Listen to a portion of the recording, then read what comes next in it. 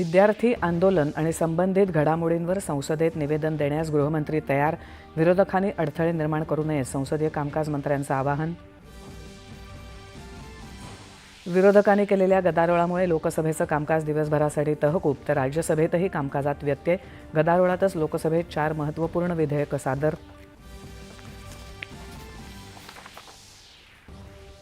न्यायाधिकरणांमध्ये पारदर्शकता आणि कार्यक्षमता वाढवणारं न्यायाधिकरण सुधारणा विधेयक लोकसभेत मंजूर. बँकर्स बुक्स पुराव्यासंदर्भातल्या सुधारणा विधेयकालाही संसदेची मंजुरी.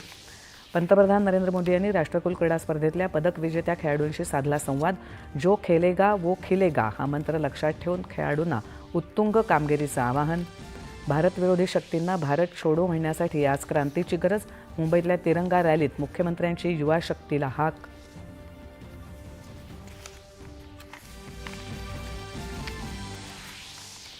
पंतप्रधानांनी सुरू केलेली हर घर तिरंगा मोहीम ही आपल्या राष्ट्राच्या सामूहिक शक्तीचं प्रतीक. या मोहिमेत सहभागी होण्याचं केंद्रीय गृहमंत्र्यांचं आवाहन. राष्ट्रवादी काँग्रेस शरदचंद्र पवार पक्षाच्या 8 खासदारांनी घेतली पंतप्रधानांची भेट. विकास कामांवर चर्चा झाल्याचं पक्षाकडून स्पष्ट. तर्कवितर्कांनाही उधाण.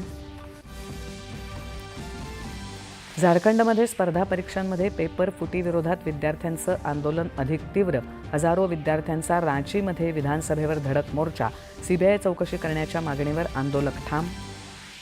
मुख्यमंत्री देवेंद्र फडणवीस यांच्या हस्ते नागपूर जिल्ह्यातील अस्थिव्यंग आणि कर्णबधिर प्रवर्गातील दिव्यांग व्यक्तींना निःशुल्क जयपूर फूट साहित्य आणि साधनांचं वितरण. गडचिरोली जिल्ह्यात धानोरा तालुक्यातल्या आश्रमशाळेत सर्पदंशामुळे 3 विद्यार्थिनींचा मृत्यू.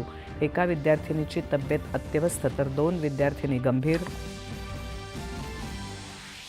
आणि आशियाई कनिष्ठ भारोत्तोलन स्पर्धेत भारताच्या महाराजांची रौप्य पदकाची कमाई. नमस्कार. 7च्या बातमीपत्रात मी शिबानी जोशी.